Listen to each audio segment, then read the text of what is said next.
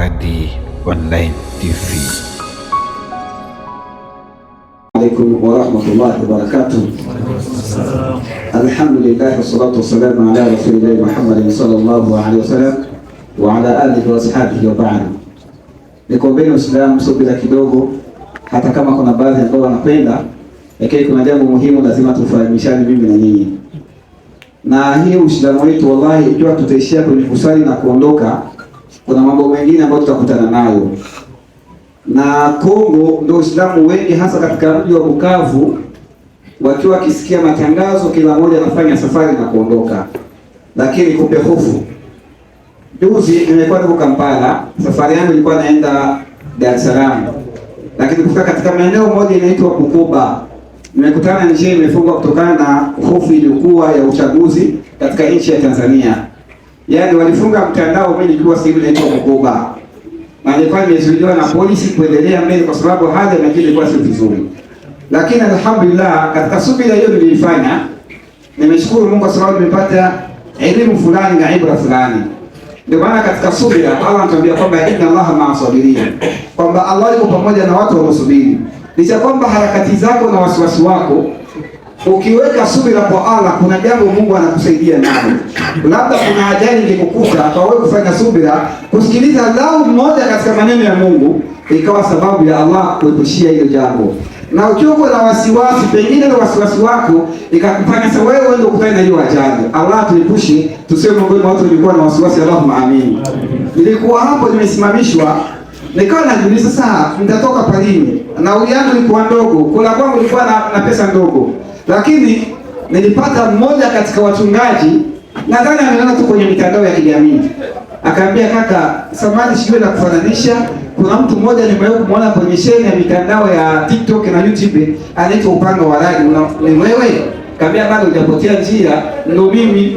Akaambia ni kweli, nilikuwa nasema siku nitakuonaga nitakuulizaka hili swali bayana, na hili swali Uislamu nataka tumzingatie, sema inshallah.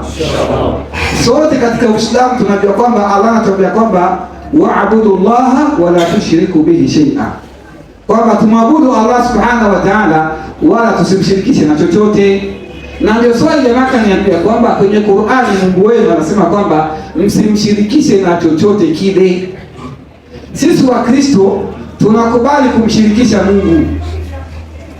Sikieni hoja, sisi wa Kristo tunakubali kumshirikisha Mungu.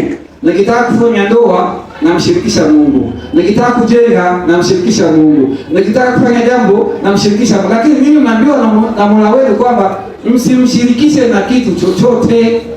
Sasa ninyi mkitaka kuoa, kama mtamshirikisha Mungu, unamshirikishaga nani? Yaani ukikubali kwamba nimshirikisha Mungu, maana unaitwa nani? Mshirikina, sio hivyo? Nikisema kwamba namshirikisha Mungu kwenye ndoa, maana unaitwa nani? Sasa kama usiitwa mshirikina, maana yake unajizuia kwenye ndoa yako au kwenye mambo yako, usimshirikishe Allah subhanahu wa ta'ala. Hoja hili nimelisikia likanipa uchovu mkubwa sana wa kichwa.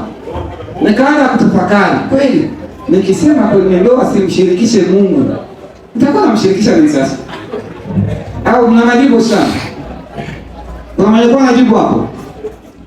Sasa kabla sijaleta jibu langu, naomba usanisikilizeni. Nimesimama na hiki kitabu hiki hapa na hizi karatasi hapa, ina baadhi nadhani Uislamu nilizungumzia harakati ambayo wiki 3 inapita na wiki 4.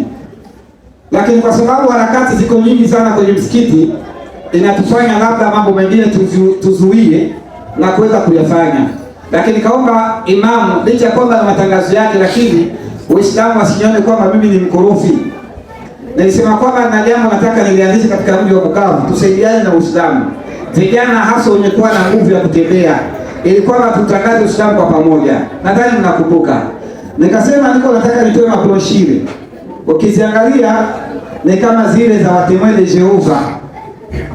Watemwe de Jehova kazi wanaoifanya sio kazi yao, ni kazi ya umati Muhammad. Lakini Waislamu kwa sababu siku zote tunalala, hataki kufanya kazi yetu, tunawaachia wao wafanye hiyo kazi. Tukasema kwamba tuwe tunapita mlango baada ya mlango, tutembelee mtu baada ya mtu, sio tu kuishia kwenye muhadhara peke yake. Kuna watu wanakuja kwenye mihadhara, lengo na maksadi ni kufanya vurugu. Lakini ukimwendea mtu bayana, ukienda na hii karatasi unamwambia nini maana ya Uislamu. Yaani hapa kuna maelezo tosha tunayaweka. Tunaelezea maana ya Uislamu, maana yake na dalili. Lakini tukasema kwamba kusema tufaulu jambo hili, tukimpa mtu kwenda kutembeza hii, labda atakutana na maswali mengine ya ibada ama ya swala. Tukatoa na baadhi ya vitabu, naona mashiko wanatizama. Kitabu ambacho kinaitwa Sala Tano katika Biblia. Yaani kwa wale vijana ambao utakubaliana nao kutembea nao kwa pamoja, atakuwa anapewa hizi karatasi na baadhi ya hivi vitabu. Kitabu hiki atakuwa anapewa yule mtu ambaye ana haja ya kutaka kuelewa Uislamu nasema nini. Na hii ni mapito ya kutembelea wewe kwa kumlingania mtu, kumuonesha Uislamu nasemaje. Lakini Uislamu tukumbuke, gharama hii tulipokuwa tumeipanga ilituchukua $135 kama mnakumbuka. Tulitangaza hapa. Na kuna baadhi ya watu waliojiandikisha zaidi ya watu 9. Lakini kwenye watu 9 waliojiandikisha walitokeza takribani watu 3 peke yake. Na wengine waliochangia hapa, yani kwenye $135 tukao tumekusanya $55 peke yake. $55 peke yake. Tapiga hesabu kwenye 135 tulikuwa tunabakiza takribani dola ngapi? $80. Yani kazi hii bado ingali inasimama njiani, hakuna namna ya kwenda mbele.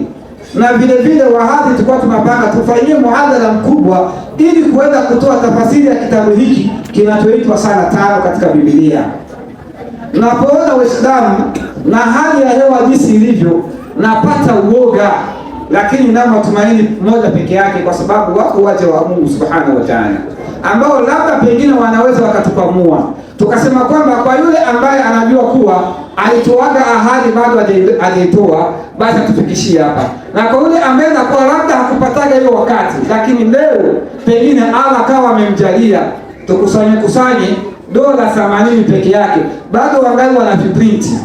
Na nilisema baada ya kuwa navyo vyote hapa, tutafanya semina kubwa, tuwatafute vijana ambao tutasaidizana nao, kwa sababu kazi hii huwezi kumpa tu mtu nenda na hujampatia njia ya kuendea. Kuna mtu hata njiani kusalimiana hajui. Asa kufikisha hii maneno inaomba ni usulubu mkubwa. Tuteuane kina nani ambao watakuwa katika mstari wa mbele. Mimi wa kwanza wallahi nitakuwa katika mstari wa mbele. Na namuomba Allah Subhanahu wa Ta'ala anijalie jambo hili liwe katika mizani ya hisabu yangu. Allahumma amin. Ikiwa kwamba nitakufa na jambo hili alijasimama, Allah awe shahidi kwamba atakokuwa amenikwamisha ni Uislamu peke yake. Lakini naamini kwamba Uislamu hawezi taka nikwame. Lazima tupambane, maana siku tunapokuwa tunapumua, ukiamka unalala unaamka, jua kwamba ni umri wako unaenda unapunguka. Umri wa binadamu ni kama pesa benkini. Unapoweka pesa kwenye benki, kila ukitoa zinaongezeka mfukoni, lakini kwenye akaunti zinapunguka. Na ndivyo umri ulivyo. Kila unapokuwa unapumua, ni umri wako ndio huo unapunguza. Tuombe Uislamu kwa ajili ya Allah Subhanahu wa Ta'ala. $80 ile kwamba nisisimame tena hapa mbele ya imamu kuomba nafasi kwa ajili ya hii kazi. Lakini nataka nimalize hii kazi, Uislamu tuone harakati tunaianzaje mimi na nyinyi. Tuseme inshallah. Upanga wa Radi Online TV.